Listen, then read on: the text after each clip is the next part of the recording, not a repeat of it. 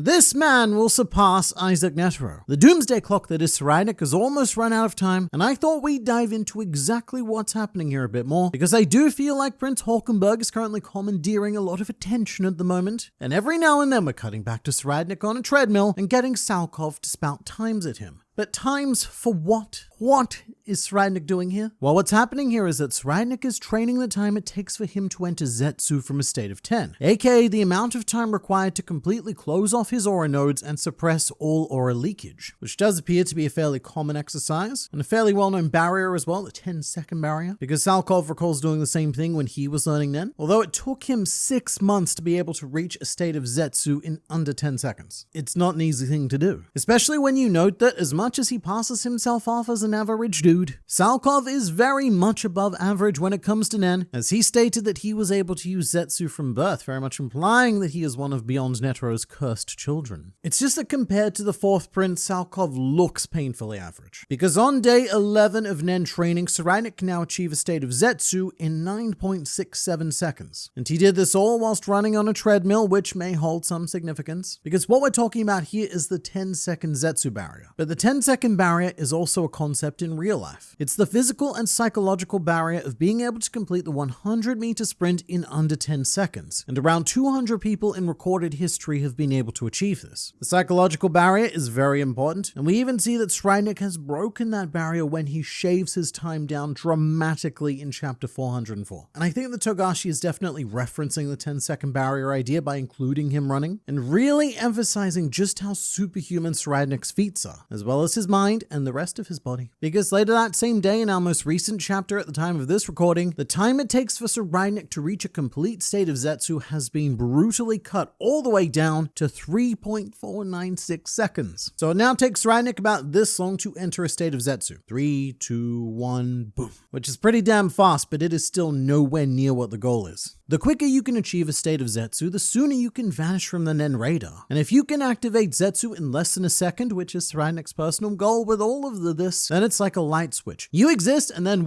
later, you don't. You can conceal yourself instantly. So it's an incredibly valuable ability to have, but I think we all know that that's not the main point of what's going on here. Because in order to use his parallel future Hatsu, Tserriednich needs to be in a state of Zetsu, and that's currently quite problematic and would cost him a fight battle against pretty much any Nen user of any skill level at this stage. I think it's fairly obvious why, but if it takes you 10 seconds to activate your ability, and during that 10 seconds you are actively stripping all of your aura defenses, then it's gonna leave you pretty damn vulnerable. You can't just stand on the battlefield naked for 10 whole seconds and expect that to work out for you. And even if it did, it's just not a good trade-off. Spending 10 seconds to gain the insight of a future 10 seconds is unbelievably risky, but spending 3.5 seconds to gain 10 seconds of insight, well, that's a much more appealing deal. Still of questionable use in combat though. 3 seconds is still an awfully long time on the battlefield, especially if you're dealing with anything close quarters. So here's what we're trying to achieve here. We're trying to get to the point where Tserriednich can enter Zetsu in a fraction of a second, to the point where he can basically blink, see 10 seconds into the future, unblink, and fight accordingly, with essentially no time left for your opponent to take advantage of. And if you're familiar with One Piece, and I know most of you watching this are, what he's trying to do is achieve future sight. Because those with that ability in One Piece can, at any time, glimpse a handful of seconds into the future without any time cost in reality. And that should send a solid shiver down the spine, I assume you have, because Shanks is currently known as the world's best future sight user, and it's what makes him completely overpowered. He's known as a figure who basically cancels out the observation haki of everyone else, because whatever you can see with said haki, he has seen beyond that. Your vision is cancelled by his. And Tserriednich is given an ability that would absolutely break One Piece right from the get-go, which is 10 whole seconds of future sight. But it's even more powerful than that because of the parallel reality interactions, meaning that not only does Tserriednich see what his opponent plans on doing, but he can also disorient them because they experience the original future before Tserriednich goes on to change it. It is an extremely difficult ability to fight against. Because if Tserriednich can achieve the power to do this in the blink of an eye, then you can never be quite sure what you're experiencing against him is real. Because every 10 seconds, something could just snap, change, and everything you thought was happening is now not happening. And what we effectively have with Tserriednich is a doomsday clock. As of this video, this clock has 3.5 seconds remaining until destruction, and if something doesn't happen to prevent Tserriednich reaching the end of this countdown, then I honestly don't know what's capable of beating him. I do, however, have a fairly good idea of what he's going to do once he finally does reach sub 1 second, and it's not good news for anyone around him, which we'll get to, but in total, Tserriednich has now been learning Nen for 11 whole days. That might sound like a long time when you compare it to Gon, who had a functional mastery of both Ten and Zetsu after only 18 hours of having been exposed to Nen. Seriously, if you go back on Heaven's Arena, what Gon and Killua Gon in particular did was absolutely insane. Hisoka stops them on the 200th floor with his fearsome Ren, and then later that same day, Gon and Killua are able to return and shield against it. So rapid Nen genius is not unheard of, but here's the key difference. Gon and Killua were initiated by Wing. Their aura nodes were forced open, and so Gon and Killua were given the quick and dirty fast track to Nen. Tserriednich was not given this. He did not do that. He learned Nen the natural way. The way that's usually described as slow and methodical and requires potentially months of meditation before you can even sense the slightest inkling of aura. And from that point on, it's said that mastering each basic principle within 6 months each is an indicator of uncommon talent, whilst mastering all of the basics within a grand total of 6 months denotes an exceptionally gifted individual. So I don't even know where on this scale we put Tserriednich because he's managed to reach that point in 11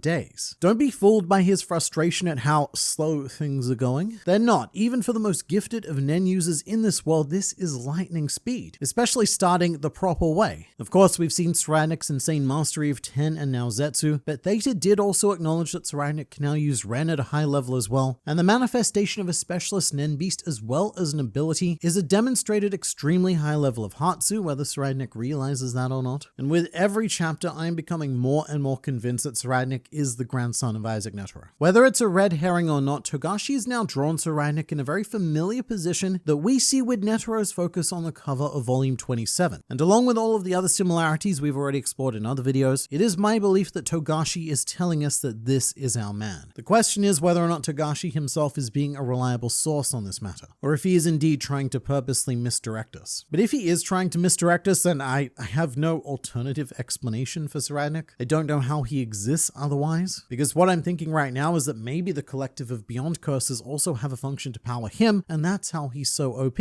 If none of that exists, and But something I'd also like to note is that Tserriednich's aura, it is thick with so many C's on the end, because the amount he can project from his body has grown exponentially since the last time we saw him like this, and it's important to note the nature of this aura. It's quite jagged, like a series of spikes or knives desperately trying to find something to harm. Most aura in Hunter x Hunter does not look like this. It's usually much more even, much more steady, much more natural. And at very high levels, it can sometimes take on the quality of a flame. But what Tserriednich is doing is quite alien. And the only other time I recall seeing this sort of sprawling aura effect was with Neferpito. Pito had an incredibly unique aura which was able to sprawl and explore, and that was a big contributing factor to Pito's end being one of the greatest we've ever seen, second only to that of Meruem, of course. I don't think that Tserriednich will ever reach that level, but if he can use his aura to do even a fraction of what Pito could to sprawl and explore and conduct these precise operations, then it just makes him that much more dangerous. How many more things can we give to this man? And one thing that really hit me hard in chapter 404 was his determination. Seeing his mental calculations of how long it's going to take to reach that less than 1 second mark, and the frankly monstrous willpower fueling him to get there. We have been given a glimpse of this side of him before, when his childhood soldier friends were talking about how Tserriednich locked himself in his room and kept practicing the weapon stripping and reassembly drill until he beat the academy record. In both this and the gun drill case, Tserriednich was/is frustrated because there's something that he can mentally conceptualize, but his body can't keep up with it yet. And so he's in this state of extreme frustration where he needs his body to be able to catch up. And this is extremely similar to the frustration felt by Isaac Netero as well. In fact, his reasoning for going up to train in the mountains was stated as follows. Frustrated by the upper limits of physical and martial arts skills, he pondered and reflected and came to the realization that he was grateful. Tserriednich currently is experiencing that same sort of frustration, although I don't think he's going to come to the same realization. But something else that's always stayed with me is that when Netero came down from the mountains, he demonstrated his skill and he made the dojo master break down into tears of joy, having seen Bodhisattva, which is a person on their way to Buddhahood. Although something really interesting is that when the dojo master falls to his knees, the narrator stated that this was the birth of a true monster, which is very close to how Salkov refers to Tserriednich after seeing his rapid progression. He also specifically uses the term monster. But Salkov is also having a very different reaction to what Theta did. Theta sees Tserriednich as an urgent threat that needs to be eliminated, whereas Salkov seems to be more in awe of him. After he's finished, Salkov might even fall to his knees and beg to be taught by Tserriednich, like how the dojo master watched Isaac Netero and broke down into those tears of joy. Because in terms of Nen, Salkov should, in theory, have the advantage